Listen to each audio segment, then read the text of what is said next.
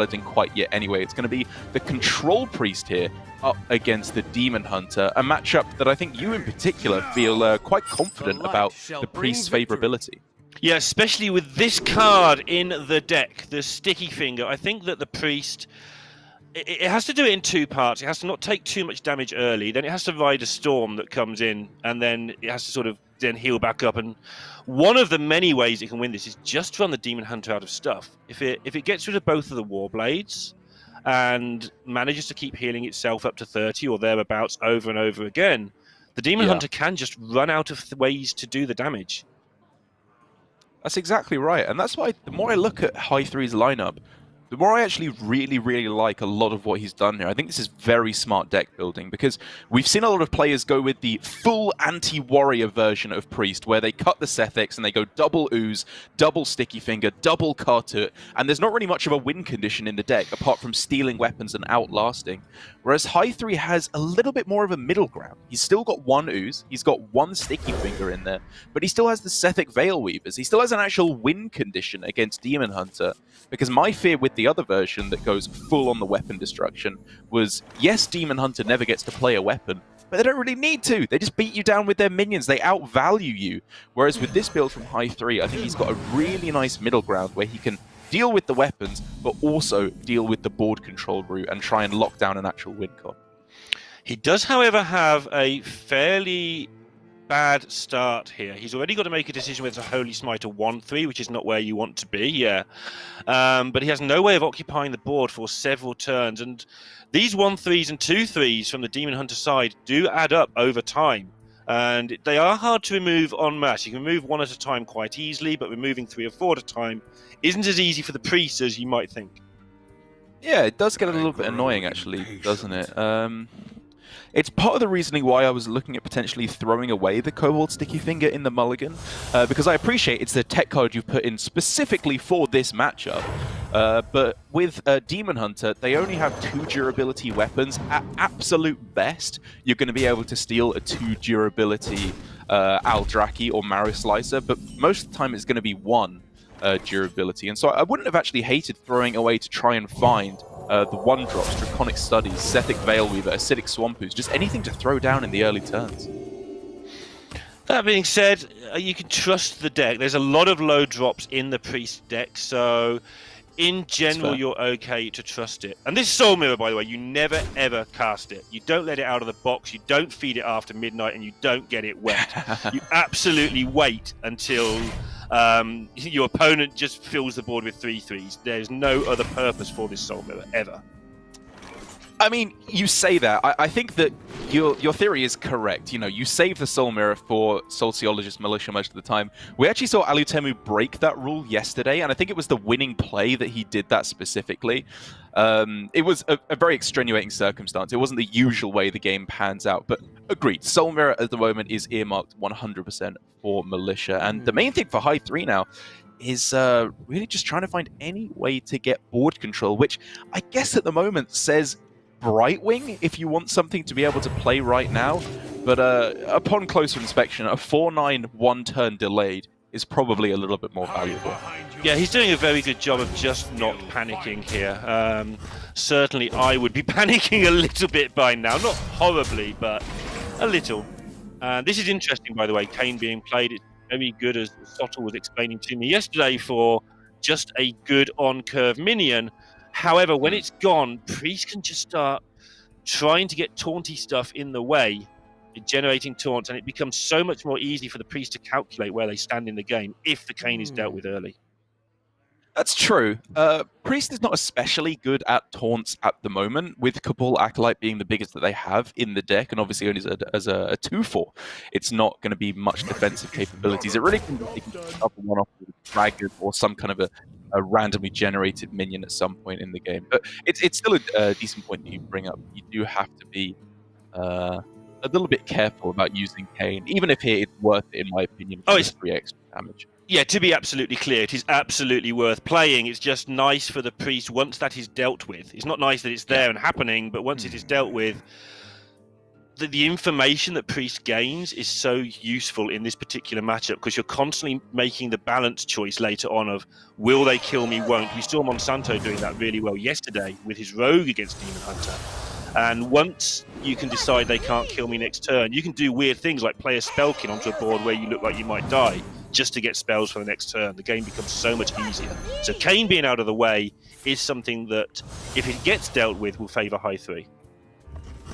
And for XC, he was presented with a very awkward situation by Hi3. The position to go for the Mage Scribe, I think, was definitely the correct one when things shook out. But clearing it off, I also agree with here from XE. It was a tremendous amount of damage to sink into a minion, but it was at that size where if Apotheosis came down on it, it was absolutely backbreaking for XE, especially given that next turn almost certainly is going to end up being Skull of Gul'dan. So by now clearing the board on this turn, allowing him to take a turn of card draw next turn, it was a worthy sacrifice to clear it off, especially with the very nice use of Penflinger along the way. Hi3 also chose not to steal the Warblades, which is nice, but steering the Marrow Slice is nowhere near as good as steering the Warblades. The 4 damage is surprisingly useless to the Priest a lot of the time. And you do particularly want that health gain, again, especially as the aforementioned Apotheosis has not shown up yet. This is an interesting one, because obviously you're looking at the higher tempo plays immediately, like, I don't know, I guess Renew to gain health isn't tempo, but it does something, or Inner Fire to gain more attack. But Draconic Studies to unlock Murozond for next turn is kind of tempting. If you're expecting a Skull on that turn, just slamming Murozond to draw 3 cards honestly sounds like the kind of play you need to be making to get the resources to survive. I'm with you. I think it's good. His hand isn't particularly superb right now. I think what he did is actually the least option I would take. I wouldn't have minded renewing face instead of waving here. Just constantly irritating your opponent by gaining health and drawing new spells and getting more information, I think is good. But yeah, I think this might have been an option that I would not have done here. It was a little close, because I think with Murozond he was running into overdrawing a card at that point, and he would have had to have tanked 4 damage that turn, 4 damage the turn after. It may have just been a little bit too much. Sethek, Inner Fire. I was looking at. Sorry, talking over you here. There's a lot going on here. Sethek, Inner Fire is how you start your turn, and then you see where you're at, for me. Yeah, it's where you point the Renew that is the interesting thing, because healing the minion is a big deal to keep board control, but you're also dying at a fairly rapid rate right now. Yeah, renew the minion, get another card, try and get yourself anything that's going to do good stuff. Shadow Word Pain will do. I think I'll take the Power Word Shield, actually. Maybe. I know it doesn't remove anything from the board, but it's just a free redo, and it gets you that board control that we were just talking about he wants. Agree, let's have the redo. Let's have more things going on. He's on 18. It's not a huge number, but it's okay. And the extra chance at getting an immediate Apotheosis is surely worth a go. I like it. Oh, it's close. Yeah. There's sometimes when you play this matchup as Priest, this is the bit I was saying where you have to weather the storm. You do need to just take a small chance. Now I think I renew face, though. Whoa, these are insane! Look at these outcomes, one after another. He gets a Taunt Dragon, he gets Renew to heal his face yet more, premium outcomes, and an Apotheosis off of the Sethek Veilweaver. That is the kind of turn that Hi3 needed to stay in this game, because, I mean, outside of that, look at the amount of damage that XC has here. I mean, he's almost got lethal on this turn. Yeah, he doesn't have the Blade Dance, though, so there's no way for him to remove this 5/7. Wait.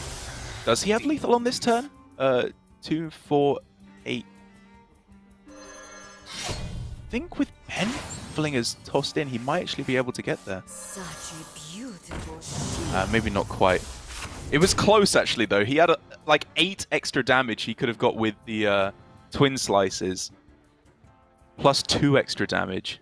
And this is what I mean about this matchup being like the ebb and flow, because it's so near there. You're counting lethal, it's really close to lethal. Look at this 13 damage just going straight to the mush.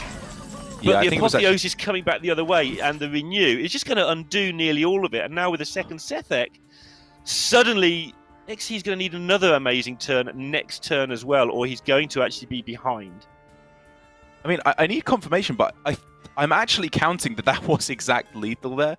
I'm not going to swear by it because I couldn't figure out the exact mana that needed to go along with it. But I think he had like 8 with the twin slices, up to 10 with the Chaos Strike, 12, 13. Yeah, we'll have to take a look back on that. But either way, it is going to be the swing turn to pull things back now for Hi3. He has the Renew. He has the Apotheosis. It is a monstrous turn here. A power infusion. I love it. Just stick it on your Apotheosis monster and just go absolutely crazy. Yeah, I think you might be right. It's the same as Healing Face. Yeah, I mean, I was looking at Shadow of Death because there is a silence in the deck, and so this means that you're not so all in on one minion in particular. Fair. But I mean, no matter what, this is just absolutely monstrous. Notice he also had the choice there to play the Sticky Finger and remove 4 damage from the board. But he's being quite greedy with that Sticky Finger. That might work out for him. But there's a lot of damage here again this turn. Very crucial pickup though now, because I mean, he could obviously silence here if he wants to, but it's kind of at the point where he maybe even doesn't need to. Okay, I'm being given confirmation that it was 1 damage off lethal there, so very close for XE, but fair enough that he didn't go for it there and instead stuck the bigger board presence. I'm sure he counted that up in half the time I was trying to count it up as. Is he going to have to put his face into this rather than do a load of damage to the opponent? I guess he's got the silence, so... I mean, you never tank it, right? You've No, got the he's fine, Blade he's got Dance the or silence, the yeah. silence. Yeah. He's good. I don't even think you have to silence here, in all honesty. Like, just save it. The Blade Dance is good enough. Kills it. Yep. Yep, just kill it off. Save the silence for the next one that's going to come on. Blade, Hero Power, Blade Dance. Yep, perfect turn. Very, very clean. And this is XC. Like, he is a superb player. A couple of times he has made horrible mistakes on the stream, including conceding in a more than winnable position 1 match in the World Cup. But I think he's going to be terrifying when he gets more used to streaming, and I think this might be his day. Some taunts coming in, though. Yeah, some very, very strong play so far. It's all on Hi3 now to try and find the way to survive. And he can put a lot of taunt in the way. Obviously with... I mean, he's got the Hot Head, and he can cast Gift of Luminance on that to get 2 taunts with Divine Shield in play is obviously fairly powerful. He does need to heal to get out of range of Flingers the Pens, but now he doesn't! Oh! What a play to go for that first. I mean, I was going to start with the Crimson Hothead plus the Gift, I think, to fit in the heal as well. But, I mean, what a play there to go for the Alex Straza. That might be what he needed to pull things back. And now the Blade Dance has been used up for XC. All of his ways to clear off this board are looking a lot more limited. Yeah, it's suddenly become incredibly tough. Interesting that he didn't play the mind games there. He's keeping an activator for his second Crimson Hothead off of the Gift of Luminance. I think that's a very smart hold there. Because it doesn't really do much right now. I mean, it spends more mana for the next turn, but I think the Taunt guarantee is more valuable. He's just about clear, not quite, but he's getting very close to clear. Going back to that Cane I was talking about earlier. Now he knows there's no Cane. These taunts are invaluable. If there's a Cane still lurking about, you're not so sure what to do with them, but he knows that a taunt will block a minion unless it gets killed or silenced. Ooze is a big deal. I mean, all we're really looking for now is Apotheosis for Hi3 to pretty much lock this one out. Yep, he's going to be keeping the Sticky Finger now for the second Eldraki. He's going to be keeping the Soul Mirror for the Militia. He's going to then just be playing value and tempo with his other card and keeping his health total as high as possible. He will weave in those heals just so that no accidents happen with his double Penflinger.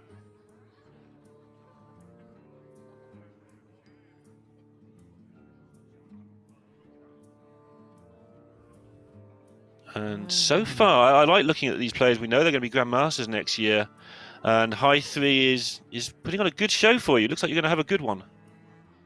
Indeed. He's really just wondering how the best way to sequence this is, because obviously you could go Cabal Acolyte and then Gift of Luminance that, and go for a double steal. But then he can't fit the Ooze in if he wants to go Mind Vision as well. It was a complicated turn. Yeah. Well, stealing things now is, and I think he's done well there as well, is not that relevant as long as he doesn't die. I mean, stealing things is always nice, but he's sort of over that hump now. He fits the heal in this way, but was this better than going Gift of Luminance? Oh, it's really, really close. It really is. But I think now, with the Consume Magic being able to silence the one and only Taunt, he's got 6 damage. Does he have the mana to work with it is the only question here. 5, 6. I think he doesn't have mana, right? I think he doesn't either, but Penflingers seem to do more damage than I think every single time. 2, 4, 5, 6. He's 1 off again?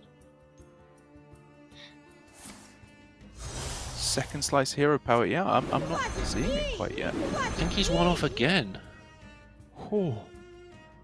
I think he thought he had it. But the mana constraints are too severe. Yeah. He's not dead on the other side, so it's not like he loses the game here, but he hasn't won it yet either. No. Whoa. This Sethek on the other side might be super important here. Don't forget the Penflingers can do damage, so taunts aren't the other thing. Renew's huge! Renew is absolutely huge. He just needs to take a second here to think this out. Do you start with the Hothead and go Renew? Do you go Sethek Renew? Do you go Crimson Hothead, Gift of Luminance, and then Renew? There's so many ways that you can play this one out. Can he find another way of gaining health? That's not very good.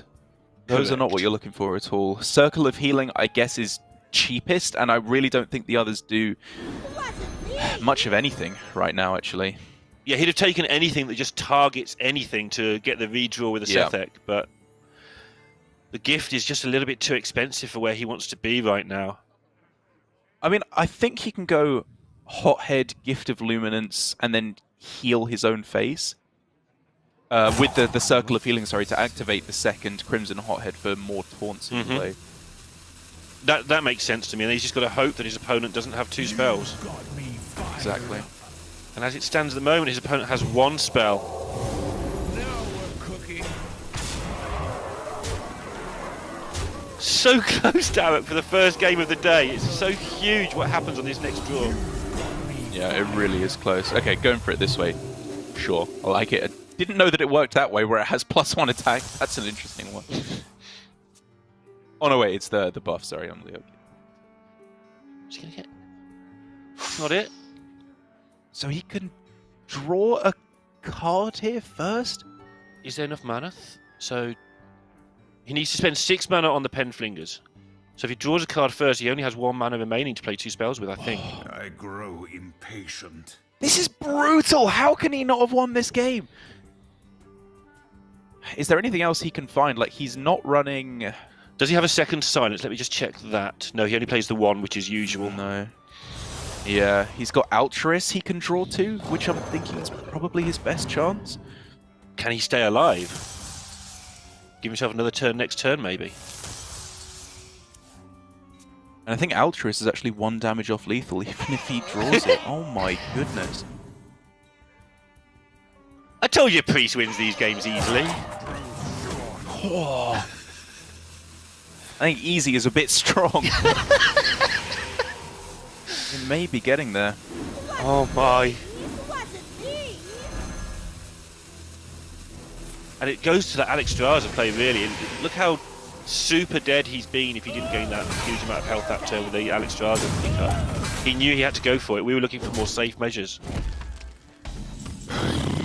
Yeah, I mean, he was just trying to squeeze anything through, but in the end, it's Hi3 who manages to survive the damage. I was ready to call it over at like 3 separate points over the course of that game. He was almost dying right at the start of the game, just to pure minion pressure, and then he found the Sethek chain to keep him alive, the Alexstrasza afterwards, the Hothead to get the taunt in play. So many minute things needed to happen, and at all points, it was just 1 damage off lethal for XC, a brutal way to lose the first game of his quarterfinals. I honestly think it's the most fun matchup, like Demon Hunter versus Priest, in the current meta. And it's not usually quite that crazy, but it's always pretty close to the edge all the way. And there's not enough random generated stuff to make it really clowny. I think it's quite a skillful, interesting matchup. Yeah. And you see a lot of that. Okay, the randomly generated Alex was the swing, but he knew to go for it. He knew that he needed more than we were seeing. We were just going to keep him alive.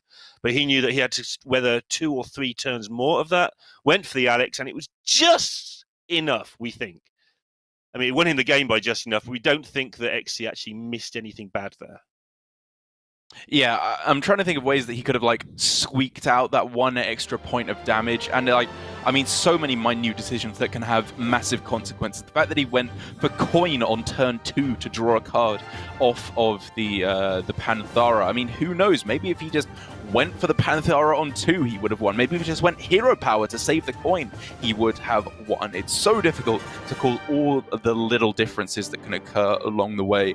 But in this world, in the way this panned out, he did take the loss. And so now he's queuing it up once again, and he's taking the mirror, given that Hi3 on the other side also has the Demon Hunter, but these are pretty different builds of the deck.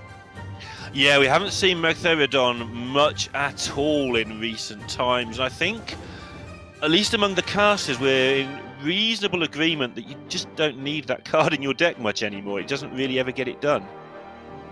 Yeah, I mean, the talking point was obviously it was good against Druid. It gave you a win condition against Druid, other than just they don't draw anything. But now that Druid is seen much less at the moment, it doesn't feel quite so useful. It's not quite that simple, obviously. It has many other powerful utilities, especially against the classes that can't transform or bounce back one of the 1/3s you generate.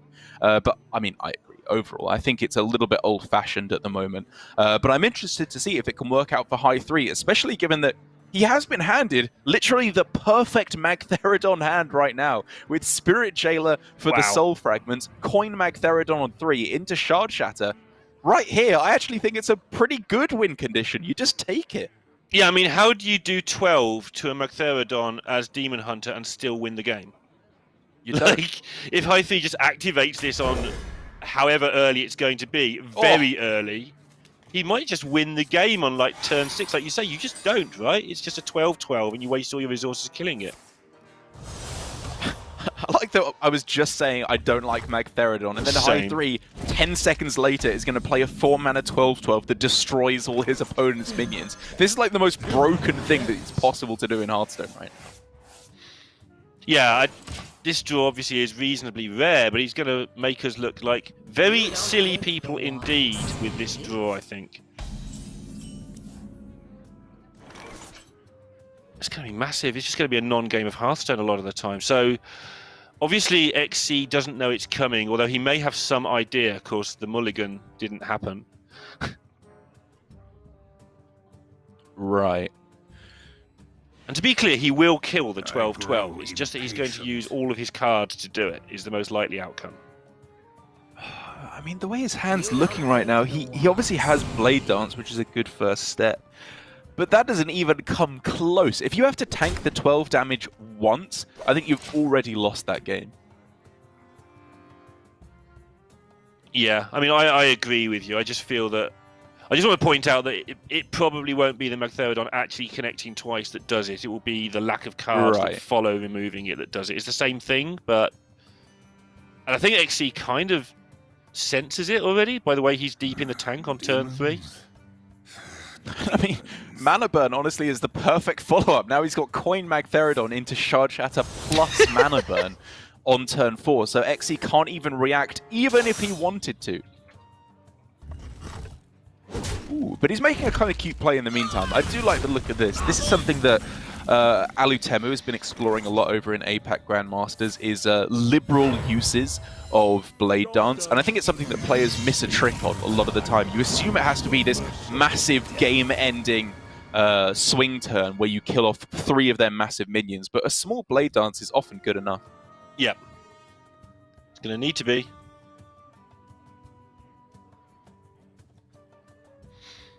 And yeah, XC, the cover of the mouth, I suspect I know what that's for right now, because I feel the same way. Don't make the noise, Derek. Everybody goes really poorly when you do it, but yeah. What is he supposed to do about this? He knows what's coming next turn from the Mulligan. Nada.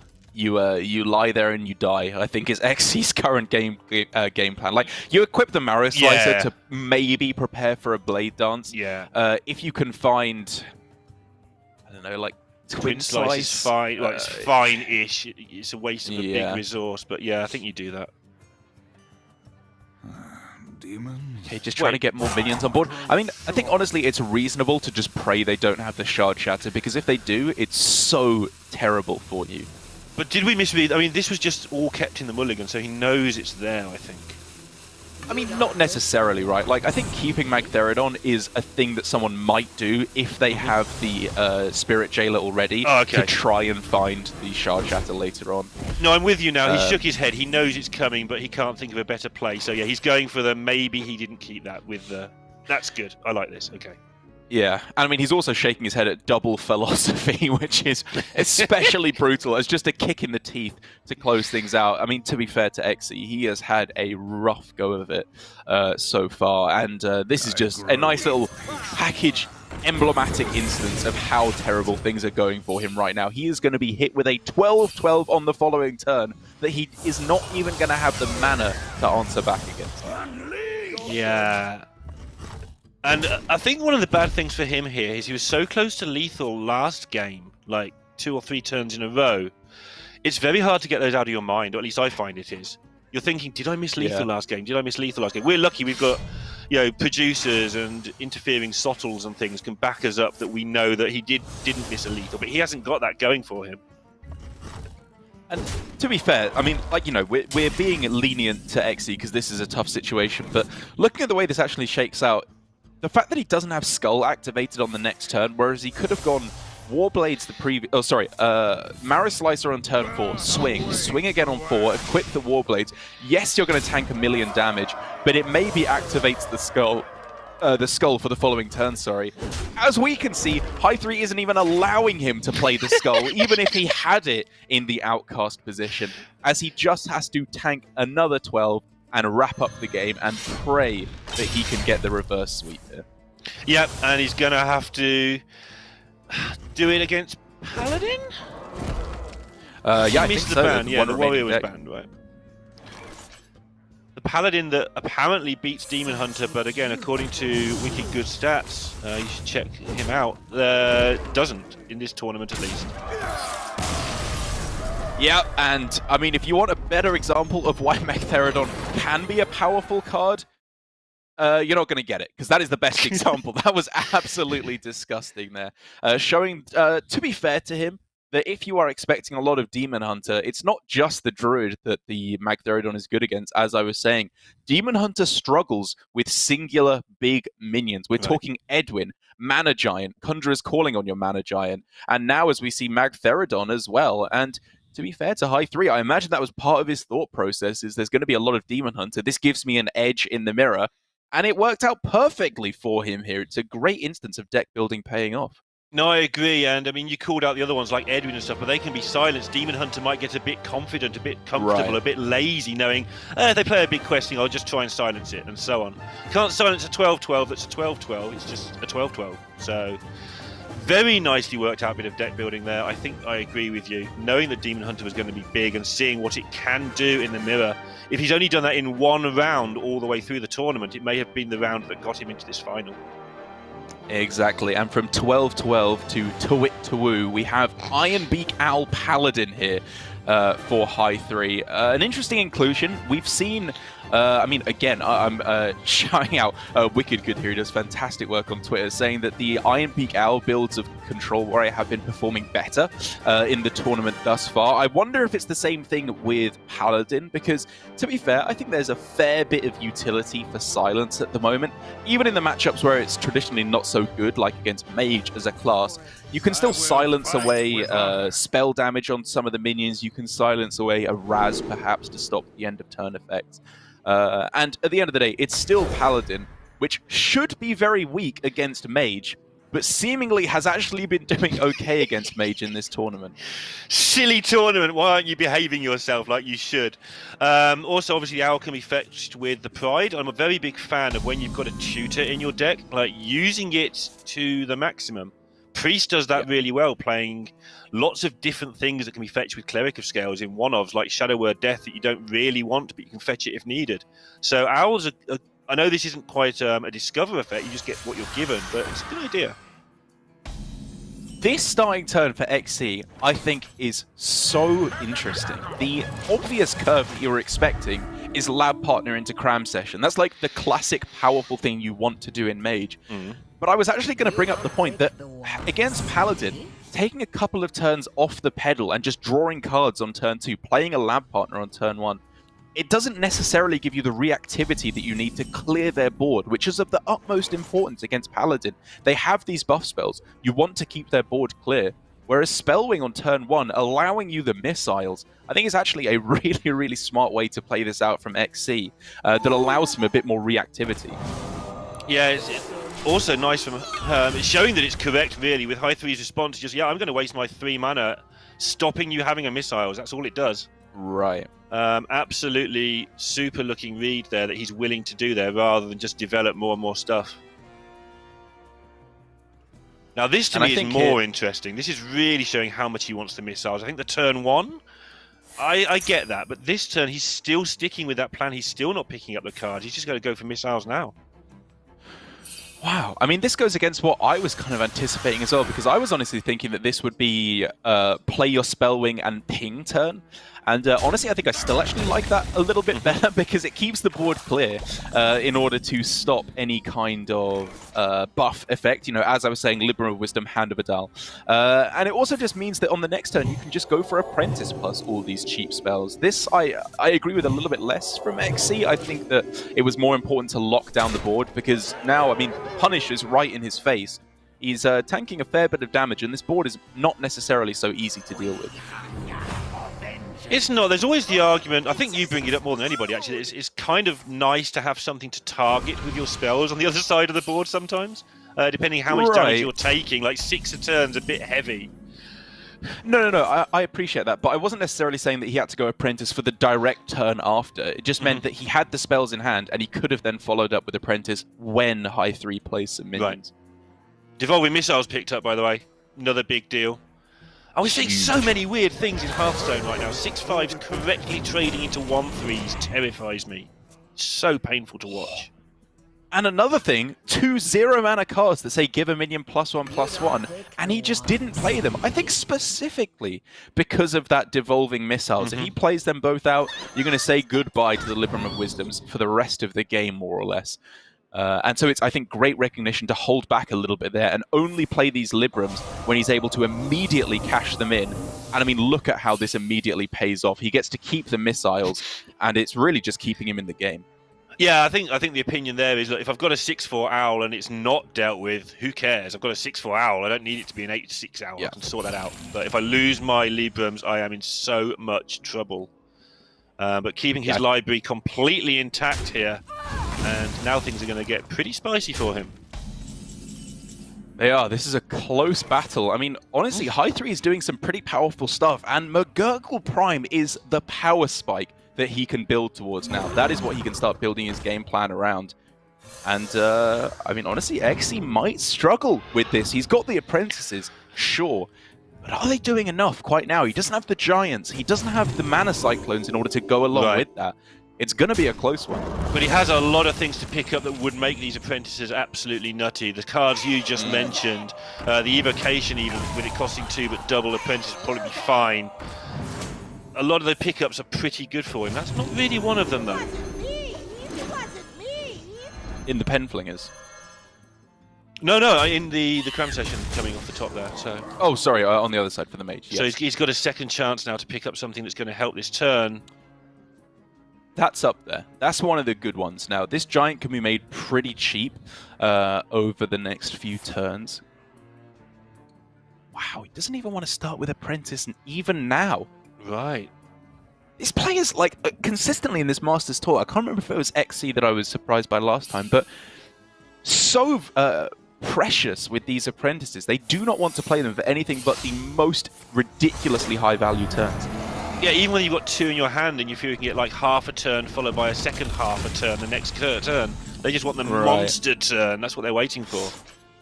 I guess this spends your mana and actually completes the quest a bit more effectively. I wasn't actually sure if Polymorph would have completed it on that turn. So in this instance, fair play. You're deliberately spending more mana on spells so that you can get the 6/6 down. And it does mean, of course, as the upside, that he can have some major swing turns once these apprentices come down. Yeah, I mean, if you can stay in it and wait for your big pickup, like the Cyclone in particular, off the top, then stay in it and wait, sure. But he also doesn't necessarily know he's got a McGurgle that's gurgling its way towards the top of the pile next turn. So now, obviously, Hi3 has the ability to kill off this dragon purely with Pen Flingers right now. But the scary part about that is the secret. He doesn't know about Counterspell, he doesn't know about Spellbender. I mean, Vaporize, honestly, is a pretty big concern, because if you send a 6/7 face and it gets Vaporized, you're pretty upset about that. Move quickly. Interesting to see where he goes with it. It's like you say, he can deal with the dragon, or he can just like ignore the dragon and try and push face damage here. He's tested for most things now. I mean, yeah, kind of. Now that the spells come down, he has tested for a lot here. I agree. And now he's going to get vaporized, but he's done it in a way that was as good as you could hope for, I guess, is the way I want to put that. Yeah. It was an awkward turn. If it was anything other than Mirror Entity, to be perfectly honest, on this turn, it was going to be scary to make these plays. But I like that he just, in the end, when the rope was burning, it kind of felt like he just said, all right, muscle memory, kick in, do your best here. And even if it was weak to the Vaporize, he got everything done that he needed to do. He's still leading up to Murga Prime next turn. It was perfectly fine. Here we go. All the things, because he's picked up the Arcane Intellect to do the things. Yeah, we're looking for... Ooh, Mana Cyclone is not bad. Yeah, we're looking for Conjurer's Calling ideally, but you know what? I think this'll do just fine for the moment. Yeah. Gonna get a Naught Mana Giant is the big deal. He's got the Cyclone to end it all with, and he's got the Apprentice to go off do it all again next turn if he wants. I mean, he could still now hit Conjurer's Calling off of this Cram session if he wants to go for that. He might just die for drawing his entire deck off his Cram session the way this turn's panning out. Oh my goodness. Yeah. Interesting. He's starting with the Mana Cyclone. Okay, fair enough. He's obviously afraid of overdrawing, which is a principal concern. You do want to be afraid of that. And he gets himself, honestly, a pretty disgusting set of spells there. I was more looking at how he was sequencing his turn than what he was getting. But double Fireball is what I'm mainly looking at there. And that is a ridiculous amount of damage. And I think the Cram session is fine for next turn, is one of the ways he waited here. Like, he's going to do the whole thing again next turn in a lot of situations. So next turn he can finish with Cram Session because Cyclone was like the big draw this turn. He didn't need to use them both in one go. Yeah. I mean, a deceptively difficult turn here as well for Hi3. Obviously, the base level turn was just McGurgle Prime and throw it onto the board. But because he specifically picked up Broomstick, I guess I'm actually okay with holding it back here for a turn, right? And just going McGurgle plus Broomstick next turn, which in all likelihood will clear the board. And we should highlight how quickly he got all that done. We should also highlight that he's dead at the moment. We should probably mention that at some point here. He is dead because these fireballs are good fireballs. Oh no, wait, one off, sorry? Yeah, sorry. 1 damage off lethal. It's just an absolute curse on XC at the moment. Every game it feels like he's just been 1 point off closing out the game. He can go with Apprentice first. It still doesn't make a difference. He doesn't have mana for the mana reservoir, annoyingly enough. Yeah. Can he find a way to... Nope, he can't. But he can find a way to not die and then just win next turn, so that's fine. Obviously, he's got to play around 8 extra health because Hi3 will often gain 8 health next turn, but... Yeah, it's kind of a complicated one, actually, because I mean, if you're expecting you anticipate a board clear next turn. It's most likely going to be Barov rather than obviously McGurgle plus Broomstick. But to be fair, freezing both of these minions instead of killing them makes it so that McGurgle plus Broomstick is actually not even a play anymore because of board space concerns. Hi3 can't even get that board sweep.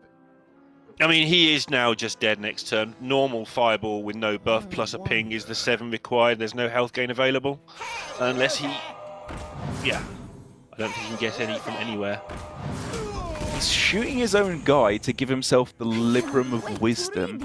And then, I mean, this is all very fancy, but I think he knows better than anyone. This is not doing anything. It's just I respect it. I'm going to be a GM, and I'm going to show you my mechanics are good. Right. Plus, I'm dead next turn. He doesn't know he's dead next turn, although he can't even stop the 8-8 the way it holds at the moment. Yeah, I mean, he knows he's dead next turn. There is just nothing he can do, I think. Even if there is the clear on, yeah, with like Libram Wisdom trading everything in one after the other, like Bish Bash Bosh like that, it's you can do it, I think. It's just we can see not going to be enough in this instance. Even if Hi3 has the APM to get the job done, which it's not looking like he does actually right now. I think he did. I just want to see if he cleared this. I just want to see if he really? cleared it. I'm interested. Oh, no way. Those animations look hella delayed. Maybe iGXc doesn't get a turn. Maybe that's the plan. All right, he got the clear. Fair play. Well played. That is super. That was a pretty impressive turn. I honestly think I would have died well before I found any way to clear it off. Not gonna matter. Fireball closes out the game, and iGXc is in with a chance. I'm sure all the Chinese fans watching are rejoicing that their champion could still go through to the finals. But he's still got a tough road ahead of him. It has to be 2 more wins against this Paladin right now. And honestly, he won with the easy deck first. Could be a good month for IG fans in particular, like Sif in the World Championships coming up, or a good 6 weeks maybe, and player in the last Masters Tour of the year could get to the championship. So really good for IG, really good for China, but he has got the difficult things still to do now against this Paladin. He does indeed. Like we were saying, the Mage, weirdly enough, with the way the stats have shaken out, looks to be unfavored in this tournament against the Paladin. I think we all know that that's not actually the case. Mm-hmm. If we were to set the best Paladin player that we have right now against the best Mage player right now, the Mage would, I think, come out on top a fair bit more of the time. But now this is the matchup that the Paladin was brought to deal with here in going for the fight back against the Demon Hunter. He is going to be locking down the board with the Paladin ideally early on, and then healing back huge amounts of damage in order to counteract all of the damage that Demon Hunter can push forward. This is a very, very tough climb for iGXc to win.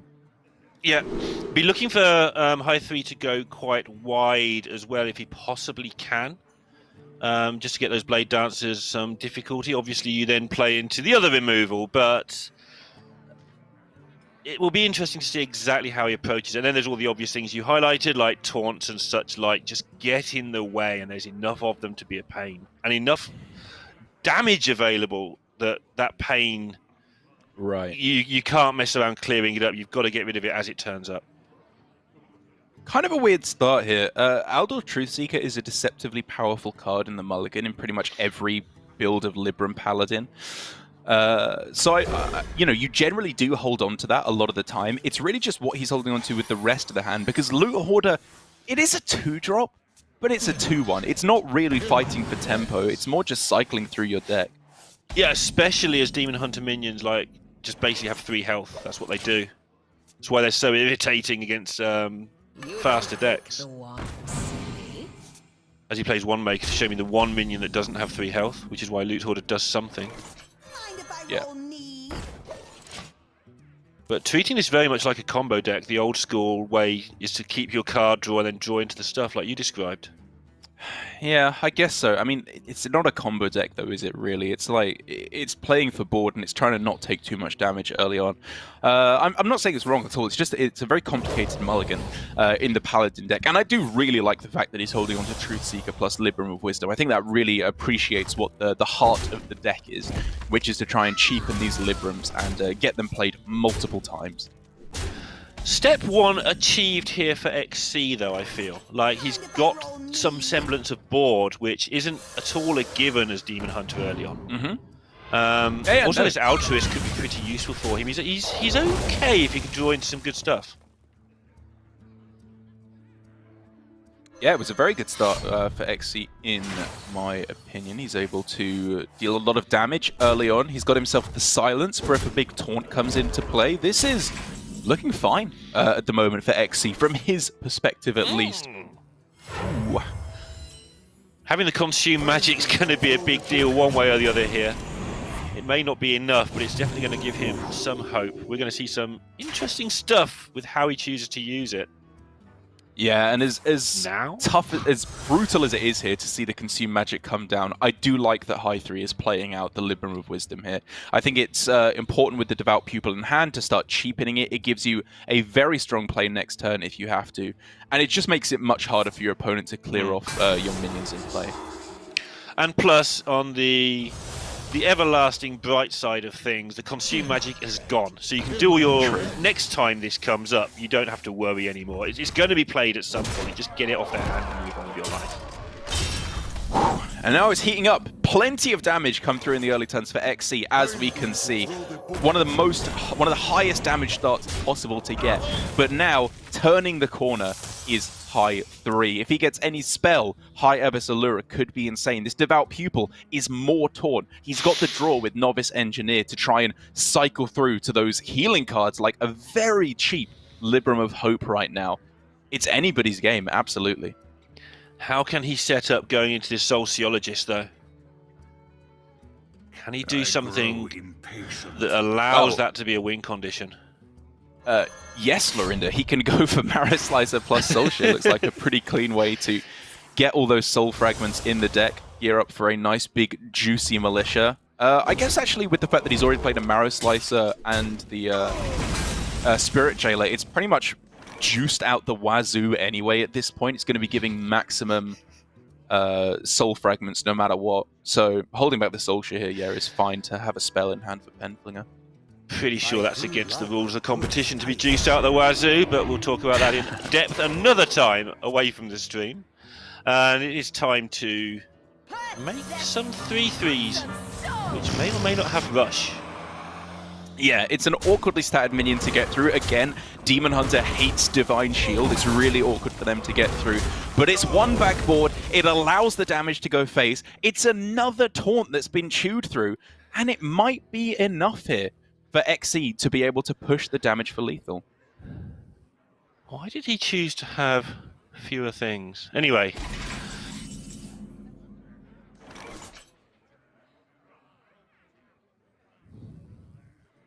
Hi3 down to 11 so rapidly when Demon Hunter is unopposed. Oh! Oh! Wow. That top deck though, that is insane! The card that XE didn't want to see. He's chewed through 3 taunts already. He's used up the silence. Is this going to be enough for him to be able to get through it? He can kill it, obviously, on board with just Penflinger and go for it. But that healing is absolutely brutal. And it looks like he's going to go for the kill it and go for it plan. I quite like the idea. I don't think he's in that much trouble yet. Obviously, that is an absolute blow. But with Altruist and all this Zero stuff coming up, and if he sets it up right, he may even be able to get the second skull into the Altruist turn as well. Although that didn't go as intended with the shards, fragments. Yeah, kind of expected, to be perfectly honest, with the amount that were in the deck. It's you know, 2 of them going down there, it's fine, whatever. It's going to happen. And the important thing is, again, he's dealt with the 4th taunt on 4 turns in a row, 4, 5, 6, and 7. And he's still pushing damage to face. Again, Hi3 has to deliver that little bit yet more to survive in this game. Become the hero this world Okay, Abbess, it's time. And at the moment, it's unlikely to be enough. Oh no! No! Disaster! The no roll. Yeah, we were looking roll. for It's just no roll at Libram all. of Wisdom, Libram of Hope, Hand of Adal. Anything that wasn't that, to be perfectly honest, would have been okay. And the speed at which he's doing that, plus my amazing mathematical ability, has told me that this is lethal damage. Yeah, I mean, this has to be now, right? He's got +4 in hand, +6 with the Warblades. He's going to do it here. The Demon Hunter taking the win against the Paladin. This is what Hi3 brought it for, to be good against it. And XC looks like he might be turning things around. Down 0-2 at the start, and he's taken us all the way to Game 5 in this series. Only the Warrior left remaining to fight back against the Paladin. This is such an exciting first quarterfinal. And he's looking very calm as well. And that's a big deal. Like I've said before, he's sometimes done some rather silly things when put, especially in front of our audience. He hasn't had that many chances to play in front of the English-speaking audience. So watching him be so calm whilst making this comeback is, I think, the step XC needed to make from being a very good Hearthstone player to a very good tournament Hearthstone player. And can he get the last part done? Get it done with this Bomb Warrior, which is, you know, just probably the best deck in the entire format. Yes, I think this is, for a while, was kind of the scourge of the tournament meta, because even if it wasn't necessarily the best performing deck on ladder, it was by far the most banned deck over the course of Grandmaster Season 2 by a significant margin, because it had very nice matchups against the Mage, it had a nice matchup against the Rogue, and, you know, it had the tools to beat aggro and control alike. The thing is, though, the one thing that this Bomb Warrior does not do is proactively populate the board very efficiently. It mainly relies on removal and weapon buff effects to just shuffle bombs into the deck, which can be powerful because this Paladin draws a lot of cards. But what it does mean is if you're not proactively populating the board, Paladin can just go crazy with their buff cards. They never have to worry about you being ahead on board, and they always get value out of Libram of Wisdom, Hand of Adal, and anything else they need to pull massively ahead. Yeah, and this is going to be technically very interesting with the Ankar Armorsmith draw as well. So because he is playing the Skippers and Co in here, it's going to be interesting to see how he manages those. He's not going to get many board clears. He's not going to get many big armor gains. He's going to be under a lot of pressure. Look at this turn 2. He's up against a 3-5. Yeah. But if he orders things correctly, he has got the tools to do the job in his hand. Maybe. Yeah, this is awkward, isn't it? Because this hand is not that bad, in all honesty. A lot of the time, like, weapons are good to have at the start of the game. You can draw through your deck with the Ankar or get the bombs rolling with Wrench Caliber. But in this particular instance, it's just the wrong tool for the wrong job here. Yeah, this isn't the brainlessly turn off your mind and just hit them with the Wrench Caliber 6 turns sort of hand. Yeah. He's going to have to work super hard to get into this game. One thing to be careful of on the other side for Hi3 is if you're not careful as Paladin, Blade Storm just ruins your day. You can end up with a load of things all on the same health, and just the board gets cleared by one card. So if we see some weird ordering, that might be why. I mean, we already saw something kind of weird on that turn by holding back on first day of school. The reason, I think, quite clearly is to play to the potential top deck of High Abyss Allura to have a Spellburst trigger in order to pull a card from your deck. But it comes to the cost of playing a minion on that turn. But the important thing here, I think, is actually exactly what you brought up in Blade Storm. As long as he has enough minions so that weapons can't clear off the small ones, and then Blade Storm clears off the 3-5, he's happy to just keep chugging along and attacking for 3 every turn. And you see it here, 1 health, 2 health, 5 health.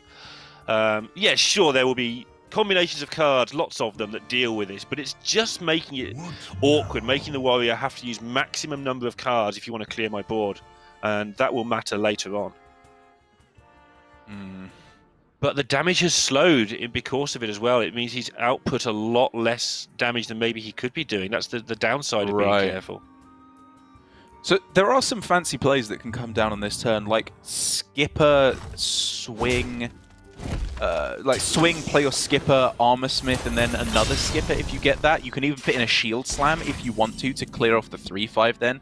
Gets you ahead on board and stops the damage, but he's taking a much more reserved approach by, I imagine, just setting up for an even bigger swing turn later on down the road, which is respectable. I'm okay with that as well. Yeah, if you can hold on to these resources so you get double armor smith nonsense later, it can just be absolutely backbreaking for your opponent. I'm not saying he's doing that, he's just trying to keep that option available as long as possible. It probably won't be a thing he gets to do. Honestly, though, the removal he has right now is, again, it's a square peg for a circle hole, because he's got the little removal with Risky Skipper, Armor Smith, but what he needs is answers to Librams of Hope and Devout Pupils. They are going to be coming down turbo speed in the next few turns, and they're going to be wreaking havoc on everything XC is trying to do.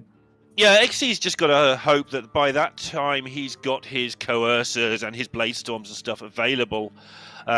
In the short term, he has to deal with what he can see, because he's going to lose the Hearthstone game if he doesn't start dealing with these things. Just getting beaten down, and now is the turn where he's finally going in. He has the shield slam, I think, to clear off everything here with the weapon swing. It's a powerful play, absolutely, as it worked out very well for him going for it this turn rather than just tempoing it out previous turn. But like I said, still, these 8/8s that are coming down over the next few turns are going to be very difficult to chew through now that the shield slam is used. Yeah, identifying, though, that shield slam was never going to be used if he didn't do some armor smith shenanigans immediately. Yes, nice though it is to gain 27 armor. Unfortunately, that wouldn't happen until about turn 13, where he would have been dead for 7 turns. So getting some use out of that shield slam, trying to just cut the corners off those square pegs for that round hole and do what he can with it. A couple of weird plays available, aside from the obvious Libram of Wisdom to just put a big idiot on the board. There's like Depth Charge plus Devout Pupil, or Depth Charge plus Hand of Adal on this turn to try and get a minion that's difficult to clear, and your opponent then has to lose their board. I don't think it's worth it. I think I'm getting a bit cute there rather than just playing the big minion on board. But I like that he took a little bit of time to think. Yeah, I agree. I think something that's happening with Hearthstone over the last expansion really is you have all those cute options available to you. It's not just the obvious thing plus the one not obvious thing. The people who are good at looking at all of the not obvious things and finding the appropriate one are the ones who are doing really well in this current meta. So look at everything. Indeed. Well, as always, XC is doing what he seems to do best, which is chew through big taunts, because he's managed to get through the first one here. He very well may be able to get through the second one as well, with these 1/1s still able to deal with the Divine Shield, which is by far the most important aspect. May be able to keep on chugging along here and dealing with pretty much everything Hi3 does. Yeah, and this double upgrade might just become monstrous, because he's just going to be able to kill minions with his face at some point. Yeah. He's a little bit low on health to be just, you know, hitting into every single 4/6 that he sees, but he's not going to see many. He might have turned the corner, although one more 8/8 still to get through at some point. Yeah, I mean, I do think Hi3 is still in the lead here. I just think with a couple of draws, maybe XC can turn this around. You know, if he gets a big Blastmaster Boom in the next couple of turns, it might be enough tempo to swing things back for him and go for a lethal draw. You know, a potential lethal draw with bombs off the top. I have the suspicion, I don't have the deck tracker available to me, unfortunately, that most of his deck is good draws. He drew all those weapons early on and all those square pegs early on. All the other stuff is still there to be picked up. I think he's just going to draw into good stuff after good stuff now. Okay, well that's reasonable now. He can go for Blade Storm to sweep it up. Or I guess actually he could just swing again. It depends how precious he is about his health total, because attack it and then upgrade is the clear that he was looking for. It's just, it's more damage he's taking, and given that he's now run out of armor gain resources, he needs to be very precious with his health total. He does, but it's a little bit like playing against Priest, in that they're not going to suddenly just hit you for 16 out of the blue in your face. That's true. So you can go pretty low. I mean, yeah, but at the same time, you know that they are going to have big things to throw down. Right. But, I mean, it gets really complicated, right? Because if you know they're going to have big threats, you know that Bladestorm is going to continue to be good. But at the same time, if they just go Libram Hope plus hero power, all of a sudden that just neutralizes your Bladestorm. You have no way to deal with the 1-1 behind it. And so I think when you factor everything in, your low health total, the fickleness of Bladestorm, I really like that he's going for it here just when he knows it's decent. Yeah, it also just puts some damage into the face. If you sit there trying to absorb everything without winning the game, as a bomb warrior, we've watched 1 or 2 matches in community chats where people are like, well, if he never hits him in the face, he just can't win the game. Like, at some point, you do have to hit your opponent and beat them. There aren't that many aggressive options for you. So, yeah, that adds into that as well.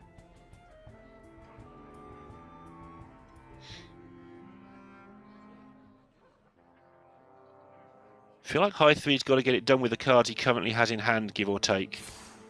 It does feel that way, doesn't it? I mean, he can make a big push onto the board on this turn, and honestly, it's not even the kind of board that's that weak to brawl. I guess that given that he knows there's a lackey in the other side, in XC's hand right now, 50% of the time at least he's sad. But if a single one of these minions survives out of a brawl, that could be his ticket to victory on its own. XC not going for the shield block first, just first off having a look what he can find. Finds this evasive worm, which will allow him to clear a minion of his choice. Yeah, I mean, I guess you just, if you were going to play it, you'd take the clear on the 4-5, but he doesn't even see that as good enough. He does pick up the brawl off the top, though, however, and he's taking the 50-50, trying to swing face just because he cannot wait to figure out which minion has survived. And from his reaction, he's left with some bad news. That is not what you want to see. Disastrous. It's bad news, but it's not an 8-8. Like, Fair. if you offered it him, he'd have been sad, but maybe he would have taken it. He can deal with it next turn. Again, he's down to only 13 cards. I'm pretty sure most of them are like coercers and booms and things. They're pretty good stuff left in his deck. Mind if I roll knee? That is just funny. Being shot in the face by Hayabes Allura is just funny there. I've honestly never seen that interaction before, but now that I have, I love it. And it actually is pretty disastrous for Hi3. He didn't draw a card off the hand of Adal, didn't draw a card off the bomb, obviously, because that only activates when you actually draw it. And now, it's starting to look a little bit rough for him. This Deathwing is scary. Yep. He doesn't have an immediate answer necessarily unless he wants to tank the 12.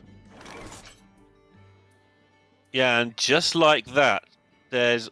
I mean, lethal's always available next turn, but realistic lethals, 1 bomb lethals available next turn for XC. How did this turn around so fast? It felt like he was so far in the lead, and now his hand has just run out of any kind of threats. He needed Lady Liadrin. He needed just, I mean, pretty much exactly Lady Liadrin. The rest of his deck isn't really threatening at all. The key turn was where XC turned a really shambolic-looking Armorsmith into, hey, my Shield Slam is now a Hearthstone card. I can use this Hearthstone card to slow you down and rely on my deck. And because he knew his deck was removal heavy, he was able to take that chance, and it's got him into this game. And obviously, he's drawn well, but he was expecting to draw well. Most of his cards were good cards.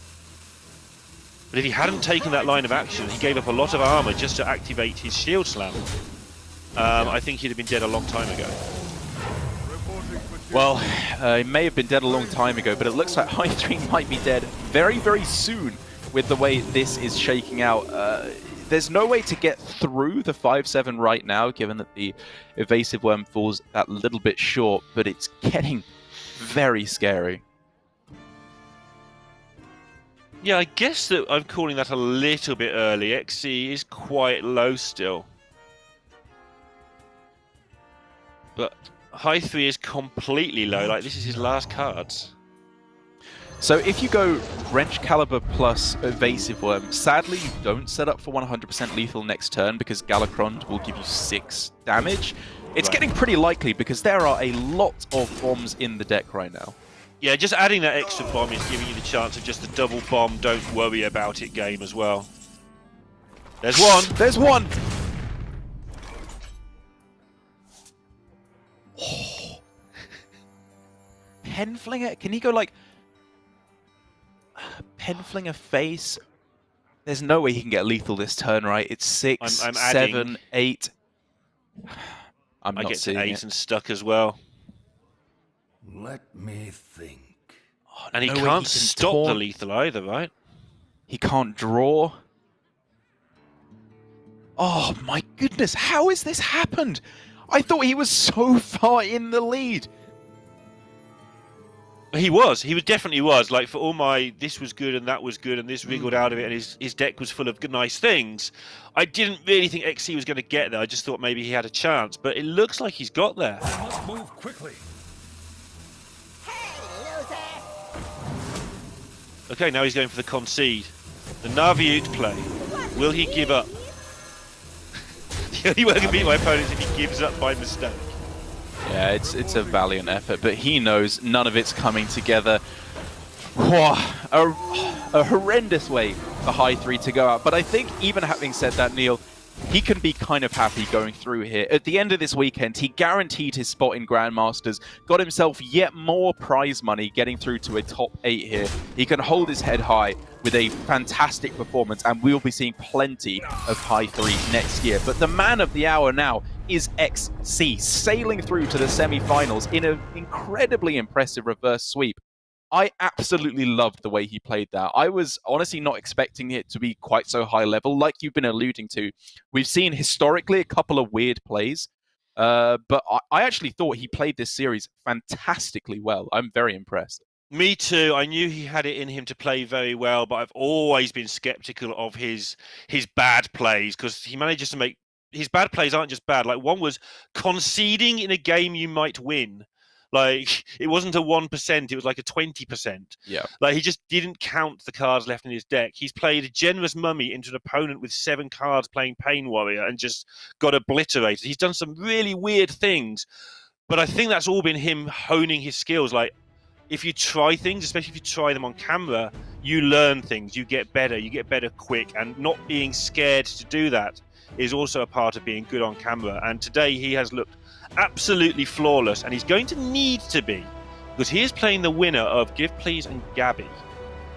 Yeah, going to be a very, very tough one. I think, honestly, whoever ends up taking the win there, it is going to be not the easiest of matches. But, you know, like I said, for Hi3 and Give Please in particular, I almost want their opponents to win just because they've already done what they set out to do this weekend. They've qualified for Grandmasters. I think no matter what, they're going to be ecstatic with the way this shakes out. Whereas Gabby, he needs to win this tournament if he gets his spot in Grandmasters. And I'm such a big fan of Gabby. His incredible ladder finishes, just talking to him as a player, preparing. I think he's gotten the... at this point, he's really got tournament lineups nailed down to a T. And that is a very scary thing to think about, that one of the most dominant ladder players we've ever seen is able to perform so well in tournaments as well. It's a recipe for success, as I'm sure the casters will bring you through in the next series. Yeah, and we must stress that Gabby hasn't even been able to play tournaments until like a year ago. Right. Because even with parental consent, you have to be a certain age to be allowed to be streamed, and you have to be allowed to be streamed to be in a tournament. So he's only had like a year at getting better at tournaments. And it takes people a while to adjust. But as you say, that's not my conversation to have. That is for the casters of the next match, who we'll be seeing in just a moment. So don't go anywhere.